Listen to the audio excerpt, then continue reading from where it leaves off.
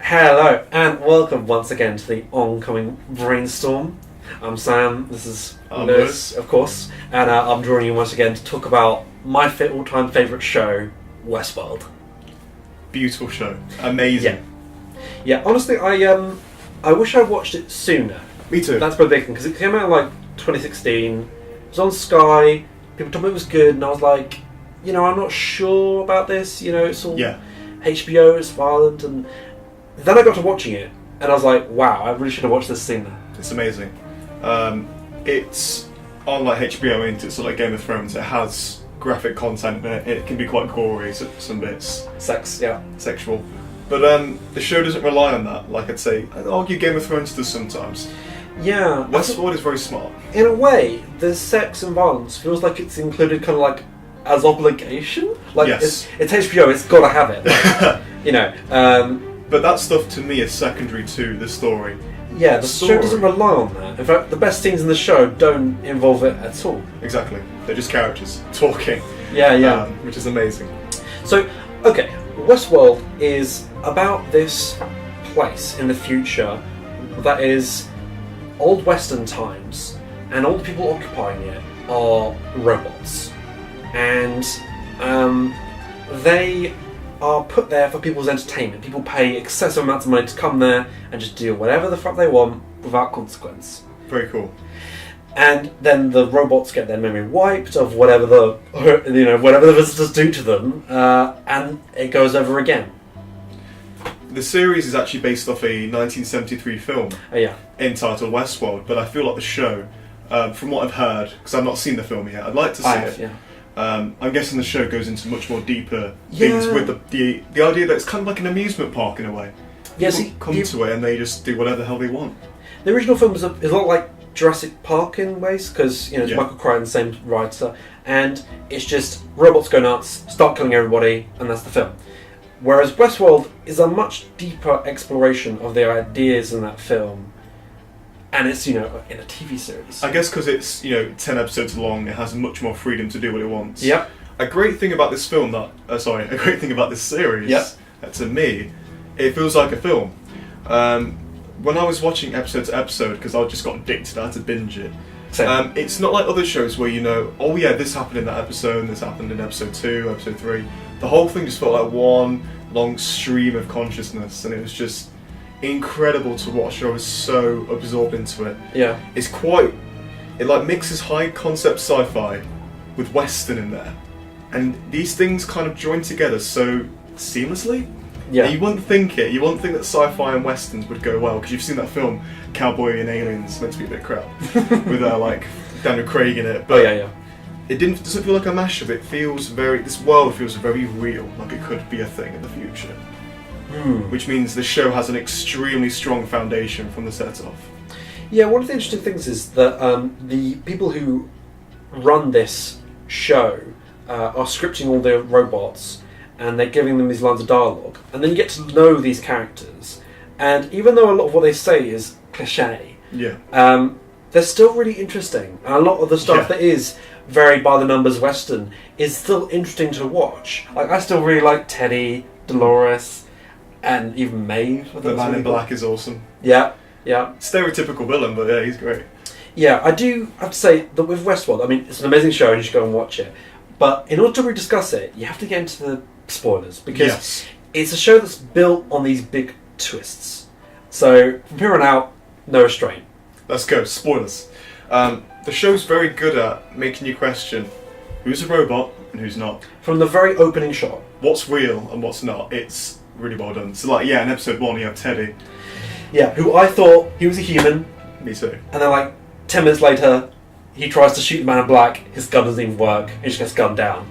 Yeah, so the hosts and the people that are robots can't shoot any of the people. Their bullets just don't work. We can't talk about Westworld without talking about the incredible Anthony Hopkins. Oh yes. He is magnificent in this show. His performance is wonderful as a character called Ford. He's kind of playing God. He's the best character in the whole show. Yes, every line of dialogue, you're just like, I want to listen to this guy. I want to know what he's saying, because he just seems in control of everything. Even when things aren't going his way, he's in control of the situation, and there's just something like a magnitude to his performance. Yeah, there's a great scene where that girl from Delos comes in and she's like, "You're fired, basically, and you're going to lose everything," and he's just staring like, "All right." He's just chill about it. Because like no fucks, he's like, "Oh, you're looking beautiful today," and then later he just reveals his master plan, and they all get screwed over. It's great. It's great. He is a great character. He's very enigmatic. At times he's sort of megalomaniacal. Yes. And seems sort of villainous. There's a villainous side to him. Bit of Machiavellian there, kind of playing games with people and testing them. You're never sure. Even right up to the last episode, it's finally revealed that all along he had actually been helping the robots. Yes, he's helping the host kind of gain consciousness. Wake up to their reality and know what they are, that they're robots. Which is interesting because at the start he clearly believes that he disagrees with Arnold. He thinks that they're just robots. There's nothing to it. And then it takes him that full 30 years to realise the truth. And then he decides at the end to set them free and let them make their own choices. Super cool. And one of the things I also really like about the show is it sort of frequently critiques narrative and cliches, whilst also playing into them. So you have like this great moment where Hopkins sits down with Teddy and they talk about how Teddy's also had this mysterious backstory, and he's like, "Oh, I've got a reckoning to handle."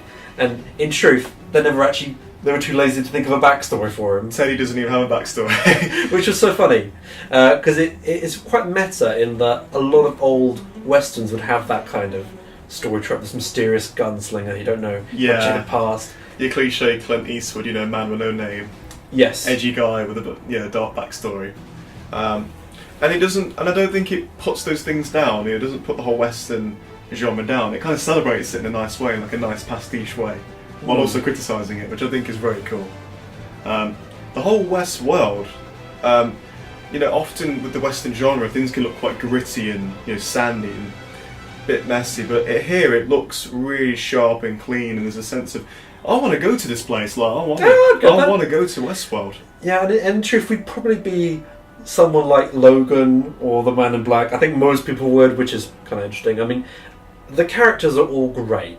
I can't think of anyone's I don't like. There are some I like less than others, obviously, but I was interested in all of them and every storyline, and that's really hard to do in a show.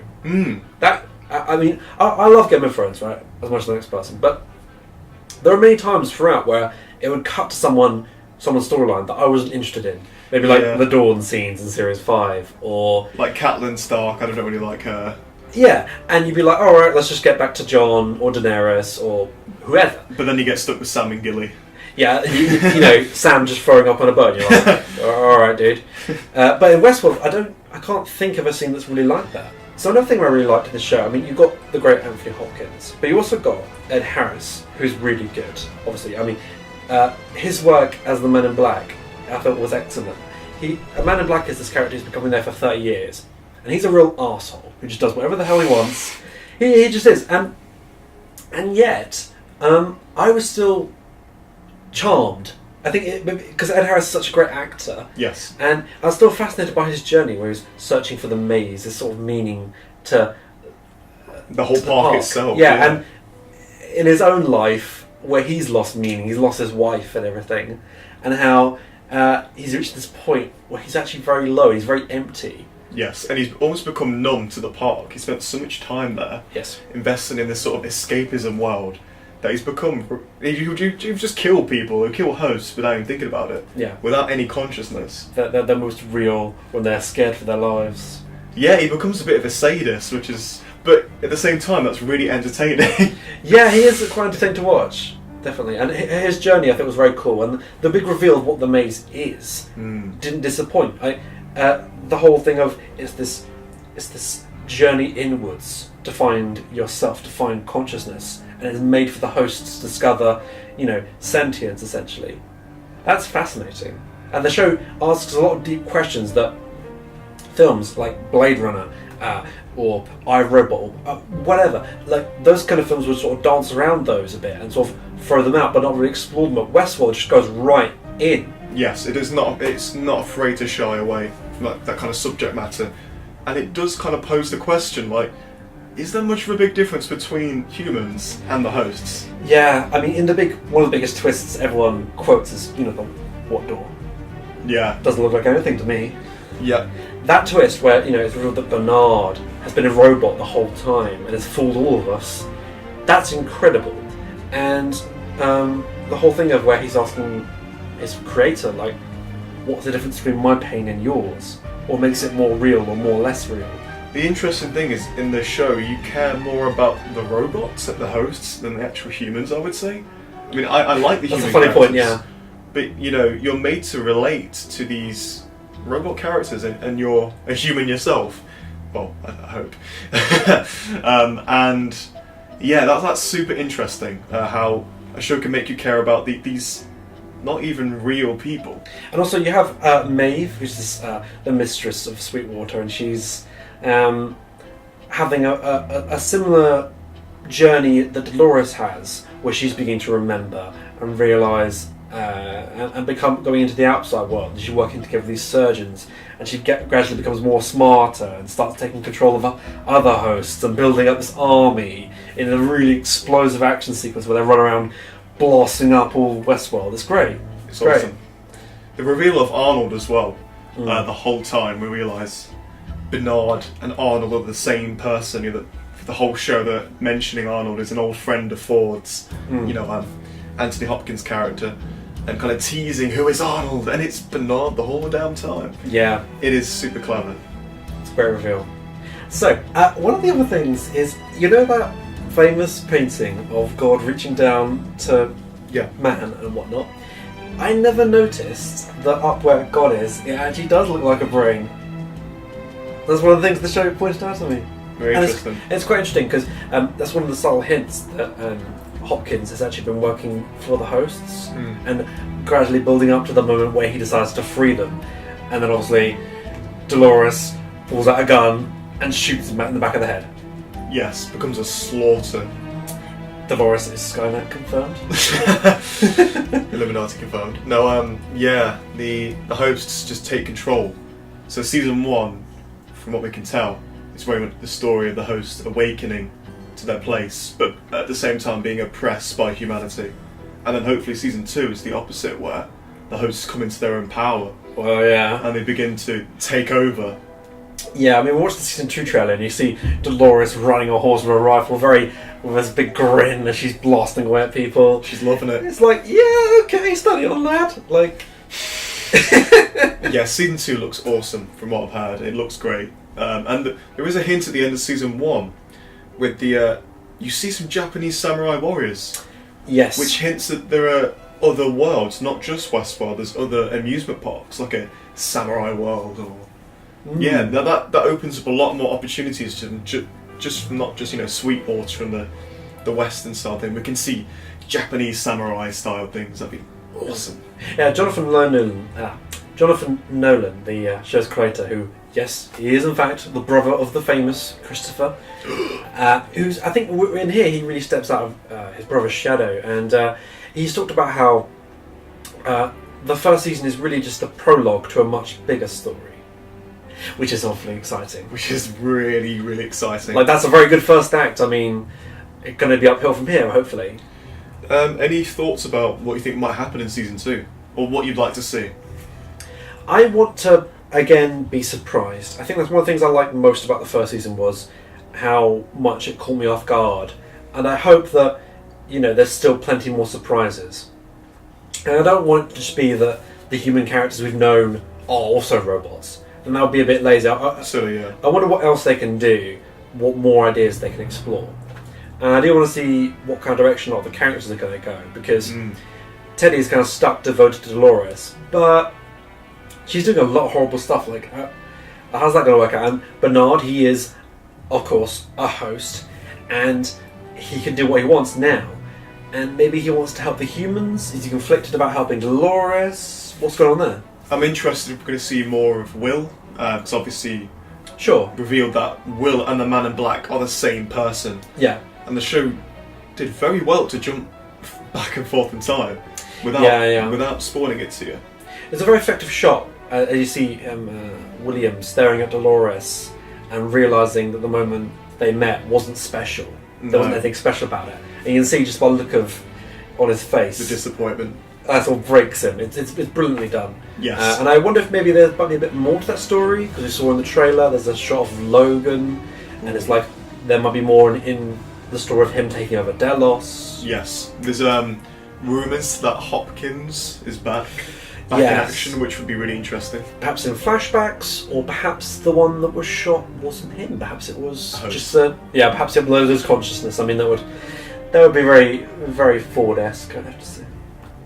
But yes, thank you guys for watching. Thank you very much. What are your thoughts on Westworld? What do you love about the show? And, What's your favourite moments? Favourite moments, favourite characters, and let us know what you'd like to see in season 2. Are you hyped as we are?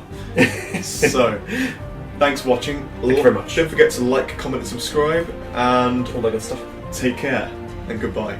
Bye bye. You got Freeze all motor functions.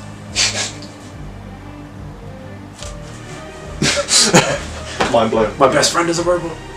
Oh man, that'd be so cool. That'd be so sad. Let me just check if that's okay. Oh man, that one woman was in it. I don't remember her name, but she fell in love with Bart Bernard. He's a robot. And then she gets killed. Yeah, she got majorly Fucked over. Tyrannosaurus wrecked, like Bernardosaurus wrecked. I don't know. Bernardosaurus wrecked. Thomas Forderus wrecked. Are you ready? I'm ready when you are.